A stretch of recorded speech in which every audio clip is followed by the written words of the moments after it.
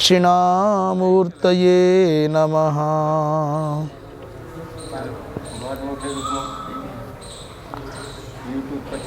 कृष्णाय वासुदेवाय हरये परमात्मने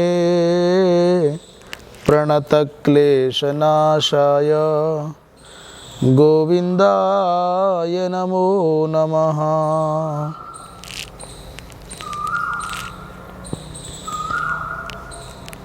ईश्वरो गुरुरात्मेति मूर्तिभेदविभागिने व्योमवद्व्याप्तदेहाय दक्षिणामूर्तये नमः। शङ्करं शङ्कराचार्यं केशवं बादरायणं सूत्रभाष्यकृतौ वन्दे भगवन्तौ पुनः पुनः। आब्रह्मलोकादाशेषात् आलोकालोकपर्वतात् ये वसन्ति द्विजा देवास्तेभ्यो नित्यं नमाम्यहम्। नमो गोभ्यः श्रीमतीभ्यः सौरभेभ्य एव च नमो ब्रह्मसुताभ्यश्च पवित्राभ्यो नमो नमः। श्रीराम जय जय राम, श्रीराम जय जय राम, श्रीराम जय जय राम, श्रीराम जय जय राम, श्रीराम जय श्रीराम जय जय राम, श्रीराम श्रीराम जय जय राम, श्रीराम जय धर्म की जय हो, अधर्म का नाश हो, प्राणियों में सद्भावना हो, विश्व का कल्याण हो, गोहत्या बंद हो, गौ माता की जय हो। परम पूज्य धर्म सम्राट स्वामी श्री करपात्री जी महाराज की जय हो। सद्गुरुदेव भगवान की जय हो। जगत गुरु शंकराचार्य भगवान की जय हो। वृंदावन बिहारी लाल की जय हो। हर हर महादेव। विराजमान सभी सुधीजन एवं इस YouTube चैनल के माध्यम से दूर दूर तक ये संदेश, ये संवाद, ये स्वाध्याय का सत्र जहाँ तक जा रहा है, वहाँ वहाँ विराजमान सभी सुभद्रजन, सुधीजन, भक्ति स्वरूपा मातृशक्ति। कल प्रसंग चल रहा था, भगवान कृष्ण कहते हैं कि सात्विक वृत्ति का व्यक्ति कैसा भोजन करता है। आप आदमी के भोजन करने से भी उसकी परीक्षा कर सकते हो कि ये सात्विक है कि रजोगुणी है कि तमोगुणी है। जिनको सुपाच्य और ताजा, जिसके पचाने में बहुत कम समय और बहुत कम श्रम की आवश्यकता हो, जैसे खीर है, वो मेध्य है, माने यज्ञीय भोजन है। जैसे मूंग की दाल है, लौकी की सब्जी है। एक बात आपने ध्यान दी होगी, प्रायः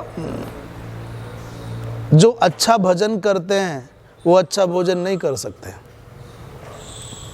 माने हैवी भोजन नहीं कर सकते। बोले कि भाई दाल बना दे, फलाहार कर लिया, दूध पी लिया, फल खा लिया, मूंग की दाल भोजन करेंगे तो भाई गोचने की रोटी हो गई और मूंग की दाल हो गई, बस हो गया भोजन।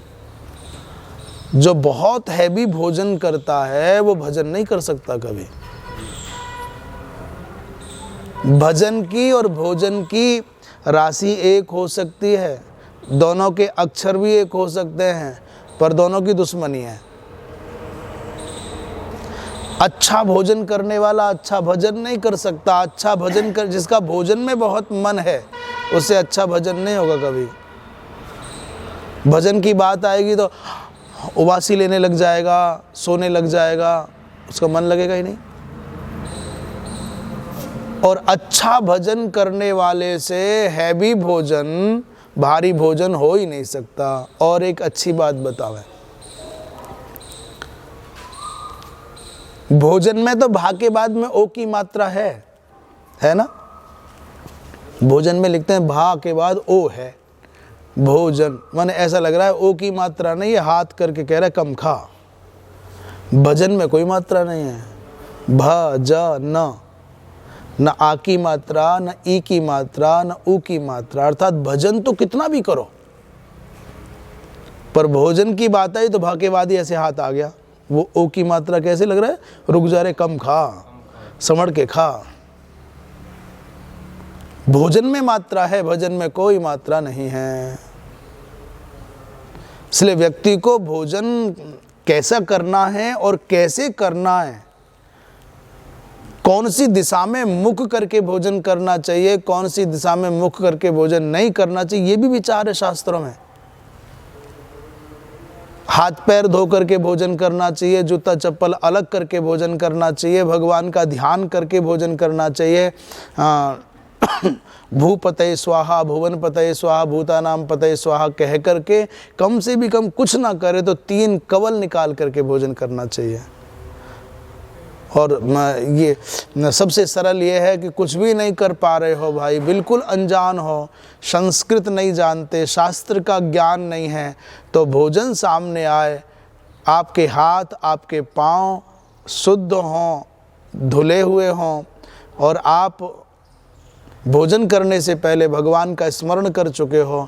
जब भोजन सामने आए तो अपने इष्ट देवता को नेत्र बंद करके, एक पल के लिए नेत्र बंद करके भावना करो कि भगवान ने प्रसाद पा लिया है, अब उनकी प्रसादी को मैं पा रहा हूँ। त्वदीयं वस्तु गोविंद तुभ्यमेव समर्पये गृहाण सम्मुखो भूत्वा प्रसीद परमेश्वर। ये श्लोक बोल सकते हो तो ये श्लोक बोल करके भगवान को भोग लगा करके ही प्रसाद पावें। और ये बोलना नहीं आता हो, श्लोक नहीं बोल सकते, तो अन्नपूर्णा मैया की जय बोल दो,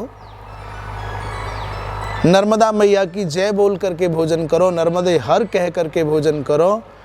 और मंत्र नहीं आता, श्लोक नहीं आता है तो आंख बंद करके उस भगवान को, परमात्मा को धन्यवाद देने में क्या जाता है कि आपकी कृपा से भोजन मिल रहा है। यदि मंत्र नहीं भी आता है तो भोजन करने से पहले क्या करना चाहिए, पहले तो पैर जरूर धोने चाहिए, हाथ पैर धो करके, मुंह धो करके ही बैठना चाहिए आसन पर, और भगवान को प्रणाम करो और भगवान को धन्यवाद दो कि आपकी कृपा से प्रसादी मिली है। और प्यार से ऐसे ऐसे पाओ जैसे यज्ञ करते हैं। भोजन भी भजन बन सकता है। भोजन ऐसे करना चाहिए जैसे यज्ञ करते हैं। हवन करते समय क्या होता है, आपने साकल्य लिया और ऐसे यज्ञ कुंड में डाल रहे हैं, और इसमें क्या है, आपने ऐसे लिया और ऐसे यज्ञ कुंड में डाल रहे हैं। बोलो यज्ञ हुआ कि नहीं हुआ। वहाँ उठा करके ऐसे डाला जाता है और यहाँ उठा करके ऐसे डाला जाता है, तो वहाँ भी अग्नि होती है और यहाँ भी पेट में जठराग्नि है। वहाँ भी देवता का ध्यान करते हुए आहुति दी जाती है, यहाँ भी ये ध्यान करो। भगवत गीता के 15वें अध्याय में ऐसा वर्णन आता है, भगवान कहते हैं पचा अहम वैश्वा नरो भूत्वा पचाम्यन्नम चतुर्विधम। अहम वैश्वा नरो भूत्वा प्राणिनाम देहमाश्रितः प्राणापान समायुक्तो पचाम्यन्नम चतुर्विधम।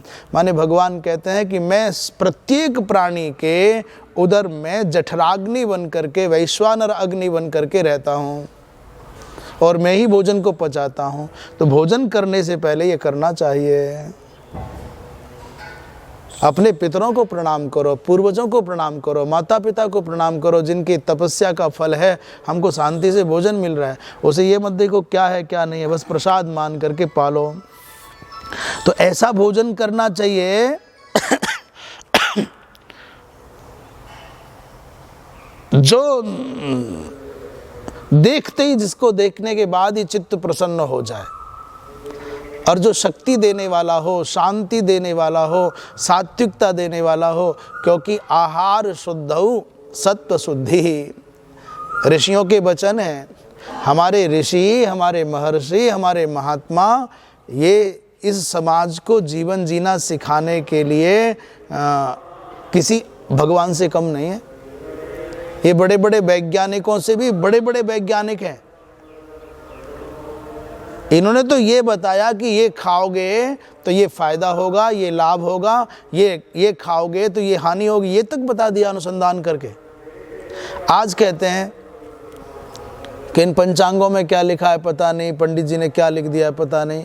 भाई लाखों साल पहले भी 10 रुपए के पंचांग ने ये बता देना है कि अमुक तारीख में सूर्य ग्रहण होगा, चंद्र ग्रहण होगा, और आज तुम करोड़ों करोड़ों के यंत्र लगा करके, ऑफिस बना करके तब बता पाते हो कि तब सूर्य ग्रहण होगा, चंद्र ग्रहण होगा। हमारे 10 रुपए के पंचांग में और तुम्हारे करोड़ों रुपए की मशीन में क्या फ़र्क है बताओ।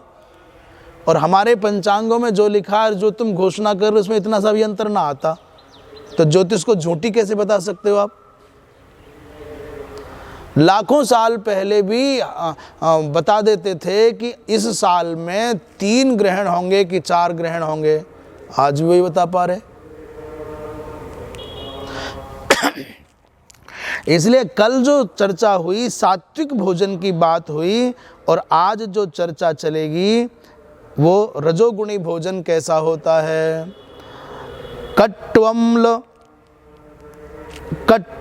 लवणात्युष्ण तीक्ष्ण रूक्ष विदाहिनः आहारा राजसस्येष्टा दुःख शोकामय प्रदाः।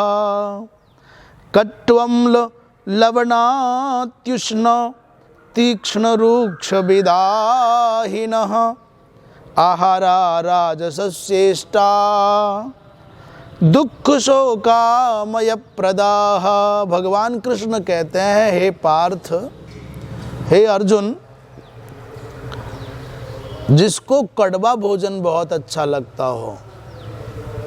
आजकल तो जिनको शुगर है उनको डॉक्टर भी कहते हैं और वैद्य भी कहते हैं, भाई करेला खाओ, नीम की पत्ती चबाओ। ये तो हो गई रोग के कारण मजबूरी, पर किसी किसी को शौक ही होता है कड़वा खाने का। कटु माने कैसा, बोले से नीम आदिक है, करेला आदिक है।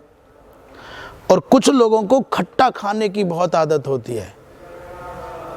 खट्टा समझते हो, इमली खाना, नींबू खाना, कच्चा आम खाना। कुछ लोगों का बहुत ज़्यादा मन रहता है इन चीज़ों को खाने में। खासकर माताओं को खट्टी चीज़ें बहुत रुचिकर लगती हैं। नई नई उम्र के बालक बालिकाएं, अब आजकल तो वो सब चलन ही खत्म हो गया। पहले कॉलेज के स्कूल के बाहर एक ठेली सी पर छोटी सी एक उसमें खट्टा टाटरी वाला चूर्ण मिला कर था। याद आ रहा है कुछ? भाई जी मुंह में पानी तो ना आ रहा?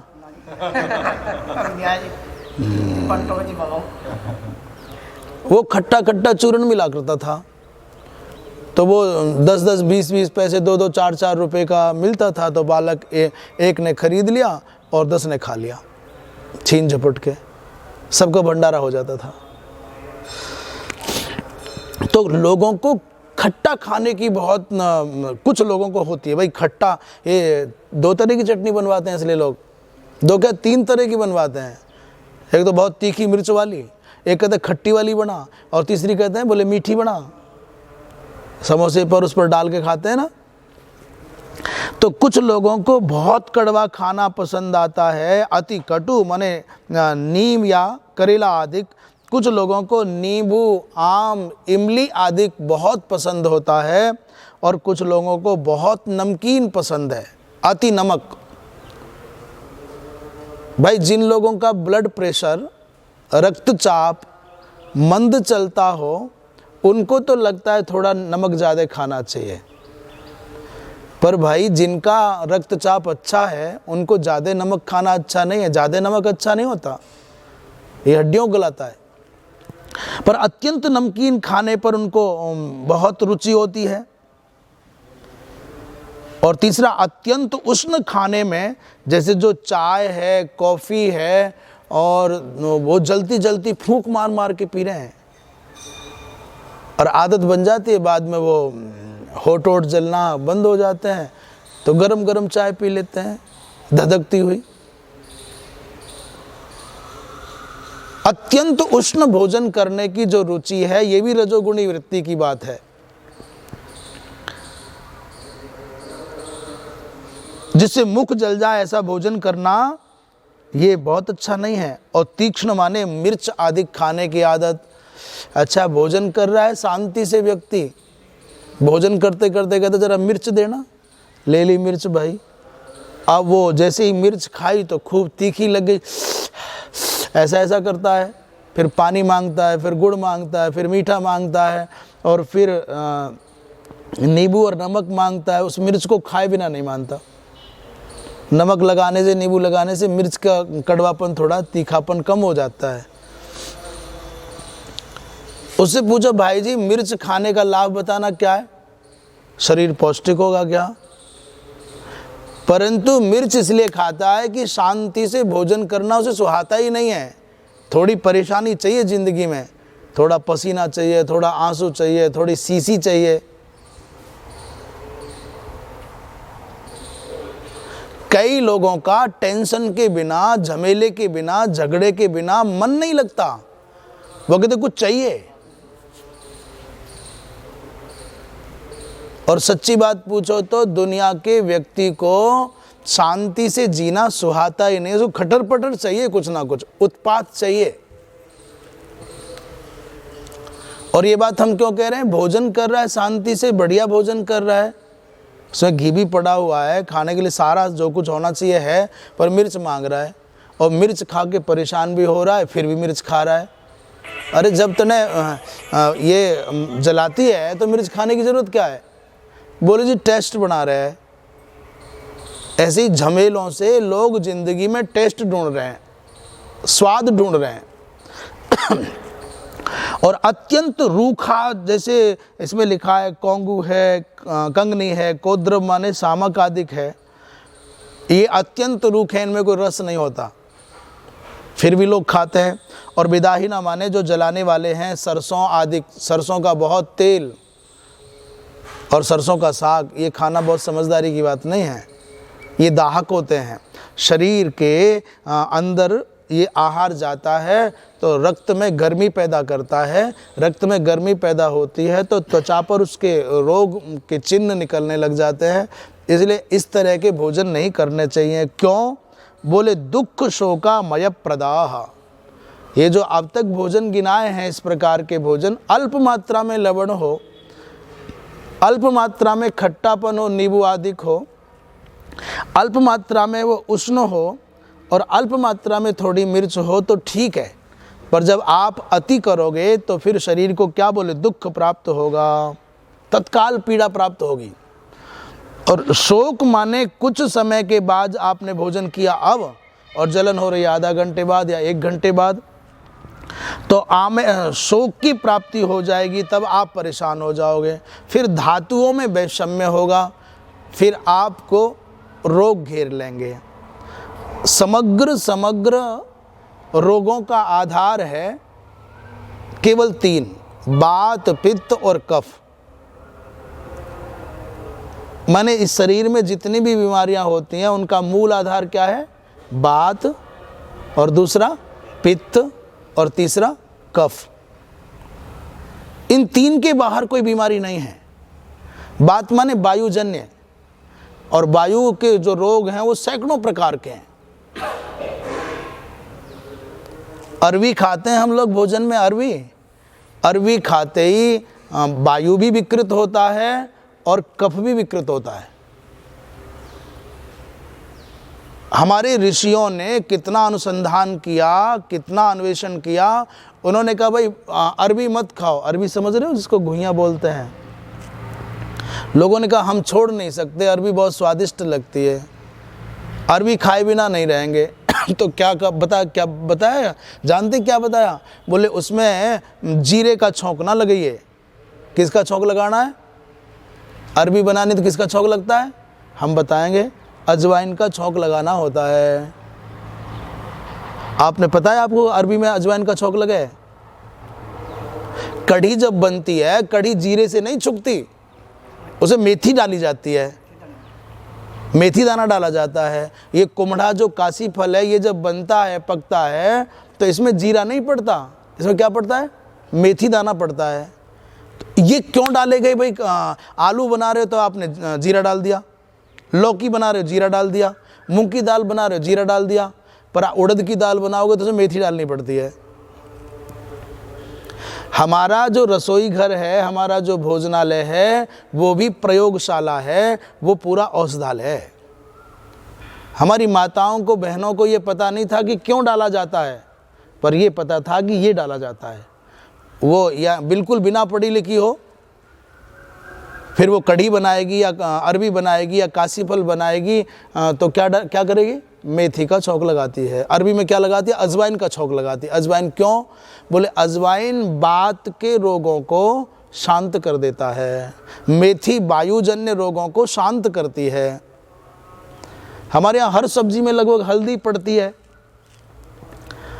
हमसे आप 5, 7, 10 साल पहले कोई पूछता हल्दी क्यों डालते हैं, तो ज़्यादातर लोग ये समझते थे कि सब्जी पीली पीली दिखे, अच्छी लगे देखने में। हल्दी ना पड़ती तो सफ़ेद सफ़ेद दिखती है, अच्छी ना लगती देखने में, इसलिए हल्दी। परंतु बाबा, ये पीली करने के लिए सब्जी में हल्दी नहीं डाली जाती। हल्दी व्यक्ति के अंदर रोग प्रतिरोधक क्षमता को पुष्ट करती है। हल्दी जिसके शरीर में जाती है वो नेचुरल एंटीबायोटिक है, वो रोगाणुरोधक है और व्यक्ति को अंदर से बहुत पुष्ट बनाती है, शक्तिशाली बनाती है।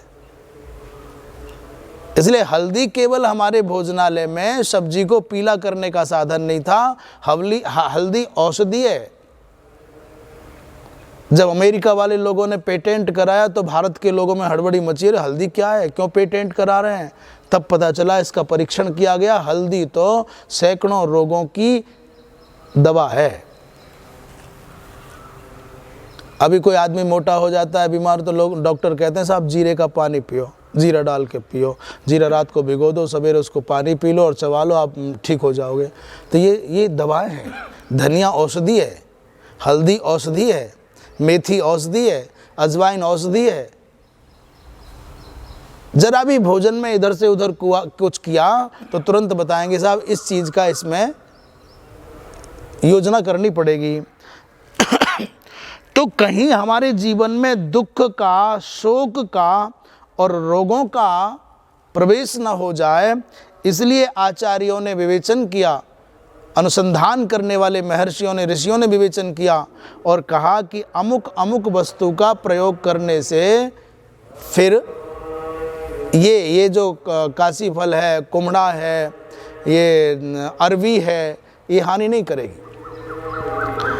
आहारा राजस श्रेष्ठा कह रहे हैं, ये आहार इस प्रकार का जो होगा वो रजोगुणी लोगों को पसंद होगा, और ऐसा भोजन करने वाला जो व्यक्ति है, समझ लेना रजोगुणी है।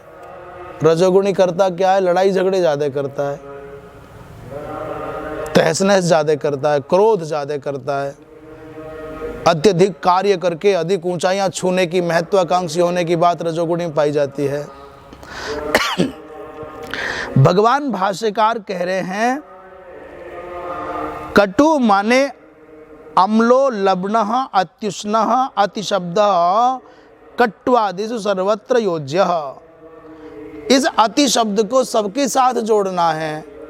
अति कड़वा, अति खट्टा, अति नमकीन, अति उष्ण, अति तीखा, अति रूखा और अत्यंत दाहकता देने वाला ये पदार्थ नहीं खाने चाहिए। एवं कट्वम्ल लवणात् तीक्ष्ण तीक्ष्ण रूक्ष विदाहीन आहारा, ऐसे जो भोजन हैं ये राजसी भोजन हैं, और ऐसे भोजन जिसको पसंद है, जिसको प्रिय है, ऐसा व्यक्ति क्या होगा? बोले रजोगुणी होगा। ये दुख देने वाले, शोक देने वाले और बीमारी देने वाले भोजन होंगे। तो सात्विक भोजन करने वालों को सात्विक वृत्ति का कहा जाता है, रजोगुणी भोजन करने वालों को राजसी वृत्ति का कहा जाता है। अब ये तमोगुणी वाले बड़े खतरनाक हैं। प्रश्न किया महाराज, तमोगुणी वृत्ति वाला व्यक्ति? उत्तर दे रहे हैं भगवान कृष्ण, यातयामं गत रसम पूति पर्युषितं च यत् उच्छिष्टमपि चामेध्यं भोजनं तामस प्रियं। यातयामं गत रसम पूति पर्युषितं च यत् उच्छिष्टमपि चामेध्यं भोजनम तामस प्रियम। भगवान कृष्ण कहते हैं तमोगुणी वृत्ति का व्यक्ति, तमोगुणी वाले का क्या हाल होवे? उसे प्रमाद बहुत रहता है, कोई भी काम करने में मन ना लगता,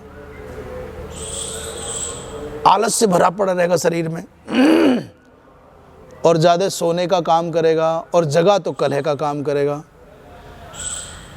प्रमाद आलस्य निद्रा भी, प्रमाद आलस्य और निद्रा तीन तमोगुणी व्यक्ति में ज़्यादा देखे जाते हैं। खाए खाए खा बढ़िया खाएगा, ऐसा खाएगा जो पचने में देर लगे और खा के पड़ा रहेगा, फिर घर वाले कुछ कहते रहे ना करे ना उठे, मेरा मन ही ना करता काम करने का। सो लिया, खा लिया और थोड़ा टाइम बच गया तो लड़ लिया। इस दुनिया में अच्छे और माने कम अच्छे और ज़्यादा अच्छे की, अच्छे बुरे की बात नहीं कर रहे, कम अच्छे और ज़्यादा अच्छे की बात कर रहे हैं। जो ज़्यादा अच्छे लोग हैं उनका समय कैसे जाता है? उनका समय जाता है शास्त्र की चर्चा करने में। काव्य शास्त्र विनोदेन कालो गच्छति धीमताम। जो बुद्धिमान लोग हैं उनका समय किस में जाता है? काव्य की रचना करने में, काव्य श्रवण करने में, रामायण पढ़ने में, गीता पढ़ने में, अन्य पुराणों की चर्चा करने में, महाभारत पढ़ने में, रामायण पढ़ने में। बुद्धिमान व्यक्ति का समय जाता है भगवान के स्मरण में, अच्छी चर्चा करने में। और दूसरे जो लोग हैं जिनको हम कम अच्छा कह रहे हैं, कम समझदार कह रहे हैं, वो क्या है? बोले जो लोग कम समझदार हैं, कम जगह हैं, उनका व्यसन में समय जाता है। कुछ नहीं करना, ताश ही पीट ले। अब डर के मारे हम बुरा नहीं कह रहे उनको, हम कम समझदार कह रहे हैं, कम अच्छा कह रहे हैं। चल भाई शाम होली तो रोज की आदत वाला काम है, कर ले। तो व्यसन है ना जो मूर्खाणाम, रोज का व्यसन है जो 10-12 घंटे खराब कर देता है। रो मगन है कि आज का दिन बढ़िया से कट गया। निद्रया कलहे नवा, व्यसन करेंगे सो जाएंगे अथवा झगड़ा करेंगे। अब हमको निर्णय करना है, हमारा समय भजन में जाता है, सत्संग में जाता है, स्वाध्याय में जाता है, सेवा में जाता है, कि हमारा समय व्यसन में जाता है, कलह में जाता है, कि सोने में जाता है। निर्णय हमको करना है। यदि हमारा समय सोने में, झगड़े में जाता है, व्यसन करने में जाता है, तो चिंता की बात है। मनुष्य जीवन जो मिला है उसका सदुपयोग नहीं कर पा रहे हम। और सत्संग में जाता है, स्वाध्याय में जाता है, सेवा में जाता है, मंदिर में जाता है। कहीं मेरी गाय नसी किसी पर है और भूखी है, उसको खाना खिलाने में, पानी पिलाने में जाता है। मेरे आंगन का पेड़ नहीं है पर कहीं किसी का भी पेड़ है। पेड़ तो सबका ही है, वो तो सबको ही ऑक्सीजन देगा बराबर। वो सूख रहा है तो उसको पानी लगाने में जाता है। कोई पशु पक्षी के जीवन की रक्षा करने में जाता है। मनुष्य कोई भी पीड़ित है, दुखी है, उसको सहारा देने में जाता है तो भैया उसका जीवन सार्थक है। ये मत देखो कि मेरे आंगन का पेड़ है कि नहीं, बस पेड़ कोई सूखा है और आप पानी लगा दो, सवेरे वो जो पेड़ है उसकी कोमल कोमल छोटी छोटी पत्तियां मुस्कुराती हुई मानो आपको धन्यवाद देंगी कि भैया आपने पानी लगा करके मेरा जीवन बचा लिया। एक दिन ऐसा हुआ, एक कलकत्ता की घटना है। कलकत्ता में गोविंद भवन नाम का एक स्थान है, गीता प्रेस से जुड़ा हुआ, बहुत पुराने समय से धार्मिक गतिविधियों का केंद्र है, सनातन धर्म के प्रचार, सैद्धांतिक प्रचार का केंद्र है। हम प्रतिवर्ष लगभग जाते थे। तो तीसरी या चौथी मंजिल पर जो भी होगी छत सबसे ऊपर जो, एक दिन हम वहाँ पहुँच गए तो वहाँ दाना डाला जाता था रोज और पानी भर दिया जाता था पक्षियों के लिए। सैकड़ों सैकड़ों पक्षी दाना चुगते, पानी पीते चले जाते। एक दिन शाम को लगभग 3:30-4 बजे के लगभग गए। यह समय थोड़ा बहुत इधर उधर होगा। देखा तो किसी पात्र में जल नहीं था और छोटी छोटी 4-5 चिड़ियाँ बार बार उस पात्र के, जो मिट्टी के बर्तन रखे थे, उस पर आती बैठती और कोशिश करती कि पानी कुछ मिल जाए, पर पानी था ही नहीं। हम जल्दी से नीचे गए और बाल्टी में पानी लेके आए। 2-3 बार पहले तो चिड़ियाँ उड़ गई डर के मारे, फिर हमने पानी भर दिया और दूर खड़े होकर देखे तो छोटी छोटी चिड़िया कितना पानी पी सकती हैं। बहुत थोड़ा सा पानी पिए और ची ची ची ची करे। हमको ऐसे लगे जैसे हमको ये देख लें, फिर पानी पी लें, फिर थोड़ा सा उड़ जाएं। हम सच बतावें कि हमको ऐसा लगा कि आज का दिन हमारा सार्थक हो गया। छोटी सी चिड़िया ने अपनी चोंच में एक बूंद पानी पी लिया तो मेरा नीचे से एक बाल्टी भर कर के पानी लाना, वो परिश्रम सार्थक हो गया। और सच पूछो तो मुझे ऐसा लगा जैसे आज कोई यज्ञ संपन्न हो गया।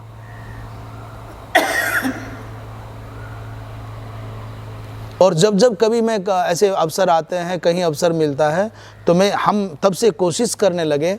जब पढ़ते थे तब तो छात्रावास में गर्मी की छुट्टियों में सब चले जाते थे घर, पेड़ सब सूखते थे, तो ऐसा मन में रहता था कि सारे पेड़ों को पानी दे दें। तो 100 बाल्टियाँ उसमें नल से खींच करके, कहाँ मोटर भाई जी, कहाँ की टंकियाँ। पहले तो कुआई होते थे, उसके बाद हैंडपंप लग गए, उनसे खींच खींच करके मैंने 100 बाल्टियाँ, बहुत लंबा चौड़ा छात्रावास था, उसमें दूर दूर तक पेड़ लगे रहते थे, सबको एक एक बाल्टी लगाता था। तो कोई भूखी गाय को आपने चारा डाल दिया, पानी पिला दिया, वो मेरी है कि नहीं बात छोड़ो। किसी सूखते हुए मुरझाए हुए पेड़ को आपने पानी लगा दिया, वो मेरे आंगन का है कि नहीं ये बात छोड़ो। सड़क के किनारे ही खड़ा है, छाया तो सबको बराबर देगा। कुछ पक्षियों के लिए आपने दाना डाल दिया और जल भर करके रख दिया। ये बातें यहाँ समझ में नहीं आई, क्योंकि यहाँ सरोवर है, पास में यमुना जी है, नहर है। पर जहाँ दूर दूर तक पानी नहीं मिलता मनुष्य को क्या, पक्षियों को भी, वहाँ ये बहुत उपयोगी होता है। प्यास के मारे धूप में तड़पते हुए विह्वल होकर के पक्षी बेहोश होकर गिर जाते हैं। यहाँ तो ज़रूरत नहीं है, परंतु प्रायः नगरों में लोग और ग्रामीण अंचल में लोग फिर पेड़ों की डाल पर ही उसको जलपात्र को बांध के रखते हैं, जिससे कि लोग पानी पी जाएं। तो भैया ऐसा काम भी करना चाहिए। मैंने मेरी गाय को खिला दिया तो कौन सा बड़ा काम कर दिया, मैंने मेरे बच्चे ही पाल लिए तो कौन बहुत बड़ा काम कर दिया, मैंने मेरा ही पेट भर लिया तो कौन बड़ा काम कर दिया। मुझे भगवान ने थोड़ी सामर्थ्य दी है तो मैं पड़ोसी की ओर भी देखूं। मेरे पड़ोस का व्यक्ति कोई पीड़ित तो नहीं है, भूखा तो नहीं है, संकट में तो नहीं है। और यही मनुष्यता है।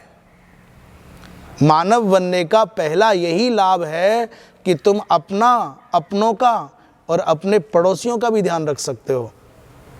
मैं तो कहता हूँ मनुष्य का मतलब यह है, तुम्हारा जन्मजात विरोधी कोई हो, तुम्हारे विचार ना मिलते हों, वो संकट में है तो उसके साथ खड़े हो जाओ। मनुष्य होने का मतलब यह है।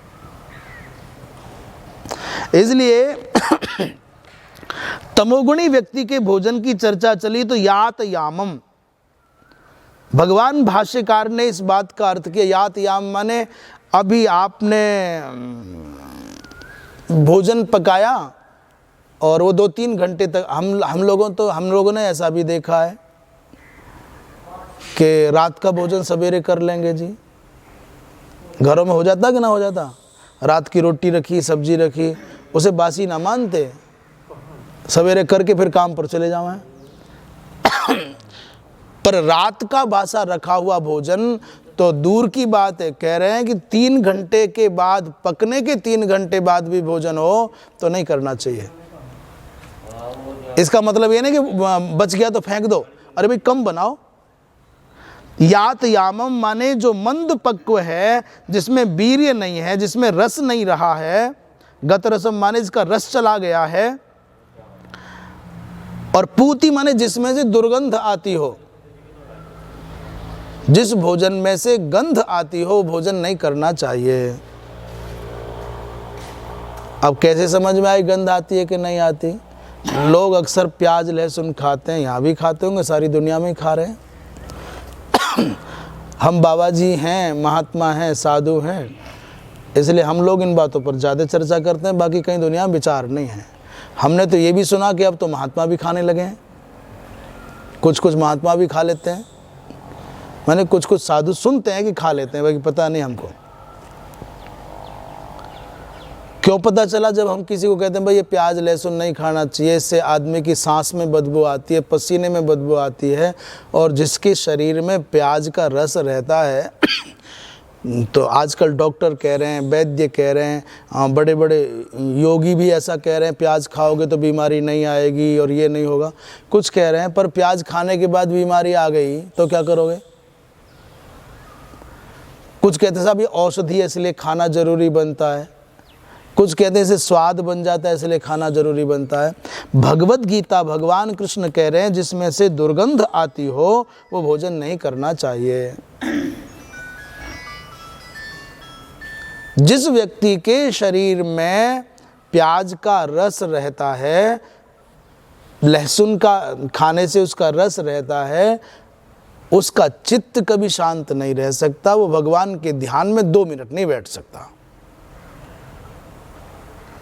आंख बंद करके बैठेगा, उड़ान जाते भरेगा, फिर शिकायत करेगा जी मेरा मन भजन में ना लगे। महाराज ऐसी कोई युक्ति बताओ भजन में मन लग जाए। तो दुर्गंध युक्त जो भोजन है, जिसमें से बदबू आती है, वो भोजन नहीं करना चाहिए। और क्या बोले? परिशुद्धम माने रात का रखा हुआ जो भोजन है, बासा भोजन है, वो भी नहीं करना चाहिए। परिशुद्धम पक्वम सत रात्र्यंतरितम, शाम को पकाया था, रात भर रखा रहा, सवेरे खा लिया, वो नहीं करना चाहिए। और कभी किसी का झूठा भोजन भी नहीं करना चाहिए। उच्छिष्टम, जो झूठा भोजन है, हम सुनते हैं आजकल लोग कहते हैं एक थाली में खा लेते हैं झूठा तो उसे क्या होता है? प्यार बढ़े। ये सुना आपने भी? मुसलमान खावा जी। चलो वो तो जो भी खावे। आपने सुना कभी कि भाई झूठा भोजन करने से प्रेम बढ़े है? नहीं सुना आपने? सुना? परिवार में प्यार बढ़ा जाता है। कुत्ते झूठा ही खावे, जिंदगी भर उन्हें प्यार मिला?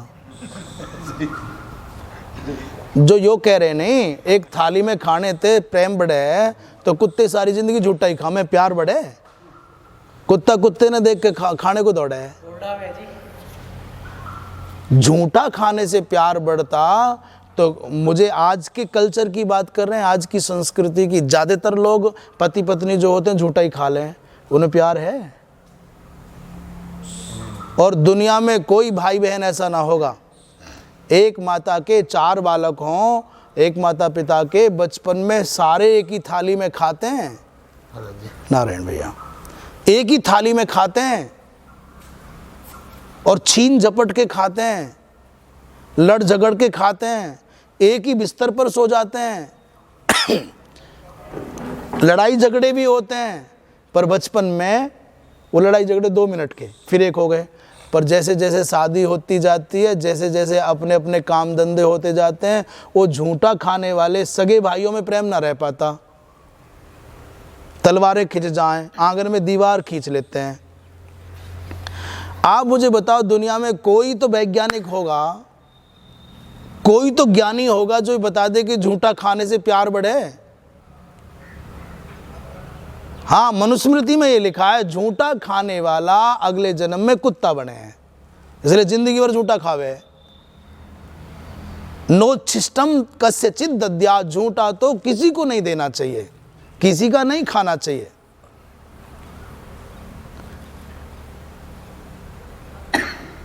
किसी का भी झूठा न तो किसी को झूठा खिलाओ न किसी का झूठा खाओ। क्यों? बोले उच्छिष्ट भोजिन स्वानो भवन्ति, झूठा खाने वाले कुत्ते बनते हैं।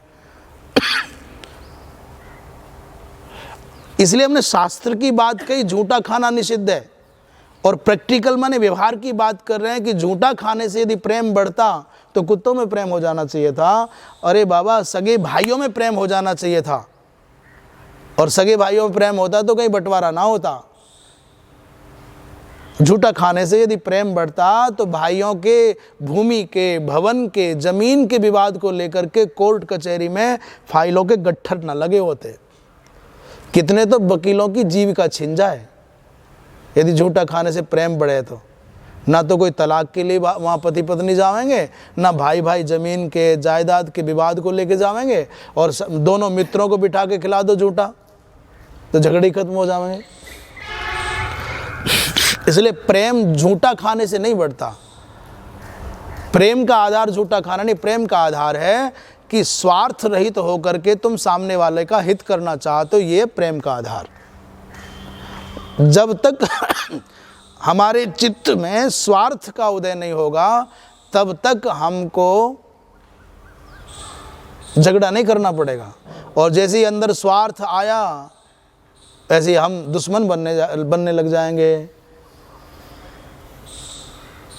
इसलिए भाई शास्त्र कहता है झूठा उच्छिष्टमपि चामेध्यम, जो अमेध्य है, जिसका प्रयोग यज्ञ में नहीं हो सकता। अभी कई लोग क्या करते हैं, घर में प्याज लहसुन खाते हैं, उनके यहाँ ठाकुर जी भी रखे हैं, तो ठाकुर जी को तो भोग नहीं लगता, तो वो कुछ चीज़ ऐसी बना देंगे, भगवान का भोग लग गया, और बाद में अपना चाट करके फिर गंदी चीज़ें खावेंगे। अरे जो भगवान को भोग नहीं लगा सकते उसको तुम क्यों खाओगे? तुम कोई खास स्पेशल हो क्या? इसलिए जिस पदार्थ का भोग भगवान को न लगाया जा सके, जो पदार्थ यज्ञ में प्रयुक्त न हो सके, वो नहीं खाना चाहिए। और ऐसे पदार्थों को जो खाते हैं वो तमोगुणी लोग होते हैं, और उनकी प्रवृत्ति फिर वैसी राक्षसों की जैसी हो जाती है। अब हम तो केवल हमारी हिम्मत प्याज लहसुन तक ही चलती है, इससे ऊपर वाले की तो चर्चा ही नहीं करते डर के मारे। हम शराब की बात ही नहीं कर सकें डर के मारे, हम अंडा की मांस की बात कर ही नहीं सकते डर के मारे। हमारी तो ताकत केवल प्याज और लहसुन इन्हीं को गाली दे लेते हैं। इसलिए जिसको भगवान का भजन करना है, जिसको भगवत प्राप्ति की अभिलाषा है रंच मात्र भी, उसको मांस, मदिरा, धूम्रपान, प्याज लहसुन छोड़ देना चाहिए। और जैसा जीवन चल रहा है वैसा ही चलाना है, तो फिर तो जय कोई बात ही नहीं है। हम ही कौन से नए स्वर्ग में जाएंगे छोड़ के, जहाँ सब जाएंगे हम भी चले, यही सोच के जीना है तो कोई बात नहीं है। पर आपको एक भी बड़े महात्मा, एक भी ऋषि, एक भी अवतार का चरित्र ऐसा नहीं मिलेगा जिसने सब गंदी चीजें खाई हों। सबके पवित्र जीवन मिलेंगे, सबके सात्विक जीवन मिलेंगे। सुखी वो रहेगा जिसकी ज़रूरतें कम होंगी, जो अपनी ज़रूरतों को, अपनी आवश्यकताओं को, अपनी इच्छाओं को, अपनी आकांक्षाओं को असीमित कर लेगा, वो जीवन में कभी सुखी नहीं रह पाएगा। कम से कम में जीवन चलाओ। और ये बिजली जलती रहती है, यहाँ हम आश्रम की बात कर रहे हैं, हमने आके देखा तो 7 बज गए, 8 बज गए, यहाँ जल रही है, वहाँ जल रही है, वहाँ जल रही है। इतना लापरवाह व्यक्ति, ये मत सोचो कि आश्रम का बिल बढ़ेगा, ये सोचो कि राष्ट्र की संपत्ति, राष्ट्र की ऊर्जा व्यर्थ जा रही है। भाई इसे बचा लोगे तो किसी गरीब की झोपड़ी में उजाला हो सकेगा। पर बिना मतलब पंखे चल रहे होंगे कहीं ना कहीं, बिना मतलब बल्ब जल रहे होंगे घरों में भी। अभी हम घूमने गए तो अमादलपुर बहुत अच्छा गांव है, बड़े अच्छे समझदार लोग रहते हैं, पर हमको 2 या 3 जगह पानी की टंकी से पानी बहता हुआ दिख रहा था, ऐसे फालतू ही बह रहा है, टोटी ना है। अरे भाई कोई तो भला आदमी होगा गांव में, हमने कोशिश भी की, हमारे साथ भैया थे, हमने कहा बंद करने की कोशिश करो, पर पॉलीथीन से इससे कब तक बंद होगा। 10-20 रुपए की टोटी आती है भाई, चलो लगा दी, वो पानी तो व्यर्थ नहीं जाएगा। पानी व्यर्थ जाता हो, बिजली व्यर्थ जलती हो, तो हमको ये लगना चाहिए कि ये केवल किसी के घर की, किसी के गांव की बात नहीं है, ये किसी के मठ मंदिर की बात नहीं है, ये हमारे राष्ट्र की संपत्ति है, ये मानवता की आवश्यकताओं की आपूर्ति करने वाला साधन है। इसकी क्षति ना हो, इसकी हानि ना हो, इतनी जागरूकता तो होनी चाहिए। और वो जागरूकता कहीं बाहर से नहीं लानी पड़ेगी, वो अंदर से जगानी पड़ेगी। तो जिनको भी भगवत प्राप्ति में थोड़ा भी भाव है, उनको सावधान होकर के अपने भोजन को सुधार लेना चाहिए। तो यात यामम माने इसलिए कहा प्याज है, लहसुन है, भाई अब तक खा लिया हो और मन में भाव बन जाए तो छोड़ दो भाई, धूम्रपान छोड़ देना चाहिए। जो भाई बंधु हमारे परिचित मित्र ऐसा करते हो उनको भी समझाना चाहिए। एक व्यक्ति खुद ठीक हो जाए और अपनी तरह 10 लोगों को ठीक कर ले तो धीरे धीरे ये मल्टीप्लाई होकर के पूरा राष्ट्र आनंद से भर जाएगा। हमारे खान पान गड़बड़ा गए हैं, हमारे रहने सहने सोना जगना खराब हो गया है, इसीलिए बीमारियां और ज़्यादा घेरती हैं। सावधान रहें, सुरक्षित रहें। ये कोरोना, हम तो ऐसा समझते हैं भैया, ये कोरोना जगाने आया है, भागने की ज़रूरत नहीं है, जागने की ज़रूरत है। कहाँ भागोगे, ये तो जहाँ जाओगे वहीं मिलेगा। मैं कौन हूँ और मेरा कौन है, इन दोनों प्रश्नों का उत्तर कोरोना के समय में मिल जाता है। जब किसी को कोरोना हो जाए या बहुत ज़्यादा बीमारी हो जाए, नहीं भी कोरोना है तो लोग डर के मारे समझ लें कि कोरोना है, तो अपने भी पास में ना आते, अकेला पड़ा रह जाए। जैसे छुआछूत का रोगी हो, हुक्का पानी बंद हो गया, दूर तक पानी दे दें, दूर तक थाली सरका दें, खा ले। उस अवस्था में सोचना चाहिए मैं कौन हूं, इस दुनिया में मेरा कोई है क्या, मैं कहां फंसा पड़ा हूं, मुझे क्या करना चाहिए, मैं कर क्या रहा हूं, मैं आया क्यों था, मैं आया कहां से था, ये विचार करना चाहिए। शरीर की नश्वरता का भान कराने के लिए कोरोना है, संसार की नश्वरता का भान कराने के लिए कोरोना है, ये आत्मज्ञान प्राप्ति की चेतना जगाने के लिए कोरोना है, ये बिगड़ी हुई मनुष्य जाति को सुधारने के लिए कोरोना है। इसलिए भाई सावधान रहो, सुरक्षित रहो। जो सरकार के द्वारा प्रावधान बनाए गए, प्रशासन के द्वारा जो डॉक्टर्स कहते हैं कि 2 गज की दूरी बना करके रखो, मास्क लगा करके रखो, उनका पालन करना चाहिए, ज़रूर करना चाहिए। और किसी से बात भी कर रहे हो तो 2 गज दूरी नहीं कर सकते तो कम से भी कम 1 गज की दूरी से तो बात ज़रूर करो। मेरे श्वास का उसके श्वास का टकराहट ना हो, दूर रहना चाहिए। और सावधानी से रहो, किसी का झूठा ना खाओ, ज़्यादा छूना छाना मत करो, क्योंकि इसी से आती है बीमारी। और इसे गुप्त दान कहते हैं हम, ये गुप्त दान है।